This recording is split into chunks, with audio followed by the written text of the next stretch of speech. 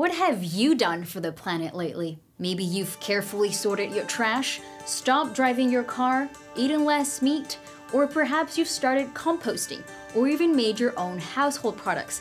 When it comes to the environment, more and more citizens are taking matters into their own hands, alarmed by extreme weather conditions, pollution, and hotter temperatures. A grassroots movement is emerging, with citizens organizing climate rallies, petitions, and holding their governments accountable. It started with small gestures, but now more and more people are getting involved and we're gathering momentum, creating a whole new movement. In the past few weeks, we've seen marches, scientists issuing warnings that have captured attention. It really is a bottom-up movement that could change everything. But is it a green fad, or can ordinary people have a real impact? The average person living in a developed country produces 11 tons of CO2. The global per capita average is of 4 tons. But in order to combat climate change, each one of us would have to generate 2 tons of CO2. Now, if a family of 4 emitting 10 tons of CO2 decided to get rid of its tumble dryer, it would save 150 kilos of CO2 per year. If they're short on their showers by a minute, minus 23 kilos. Unplugging the TV when it's not being used, minus 5. Now imagine if 10,000, 100,000, or even 1 million people did the same.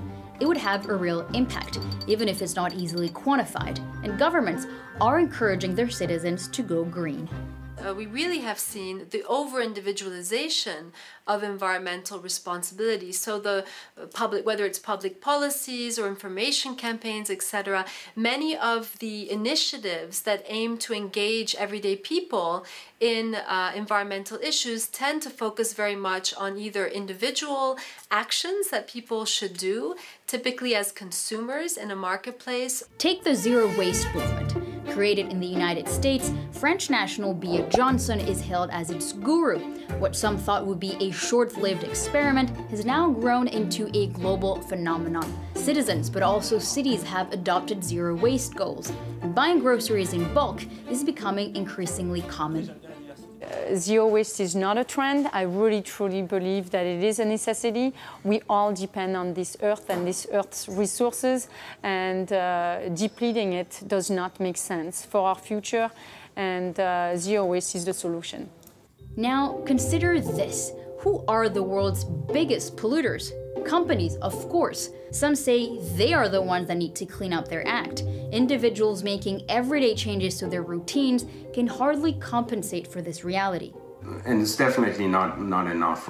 It's David against Goliath. Obviously, one individual will have a difficult time convincing a large corporation. 100 companies, 100 most polluting companies in the world, are responsible for about 70% of global greenhouse gas emissions. So focusing on these large emitting companies can yield enormous progress.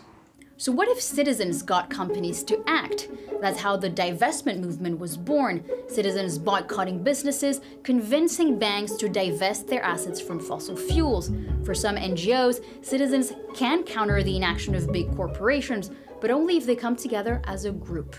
It's absolutely crucial to exert influence on political and economic decisions in order to reverse the current trend.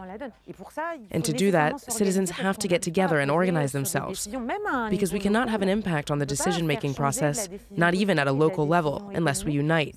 We are not going to make it on our own. But don't give up just yet. Our guest is a firm believer that small eco-gestures can have a snowball effect and spur change on a larger scale.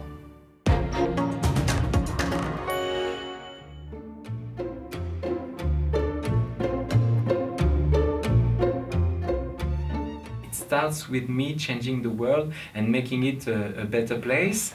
Let's try to accumulate in my daily life 365 actions in 1 year. So many people are already implementing, I don't know, maybe 10, 50, 100 of those actions in their lives without realizing it. The first gesture I implemented in my life was to take this, it's called an ad block, because in France we have so many advertisements in our post box. It can be up to 40 kilos per year, and per household. So just having this sticker can actually save up to 8% of all the paper used in France. At the beginning, when I started, I had the same idea, saying maybe it's going to cost me a lot of money. I'm going to waste all my time looking for opportunities and alternatives. But actually, I realized that it's not expensive. It doesn't take time, and it's always easy. If it's not easy, then look elsewhere. I have implemented more than 200 actions that are actually doable in less than 10 minutes. At the end of the year, I calculated that I saved up to 300 euros per month. At the beginning, it's a bit scary, but the more you're doing it, and the more optimistic you will get about the power you have on the society. Individuals can bring about change, but their action alone won't be enough without the commitment of companies and governments that have the power to set the rules. From ordinary people to pressure groups, all the way to world leaders, all are key actors in the fight against climate change. And there is no doubt their actions will complement each other.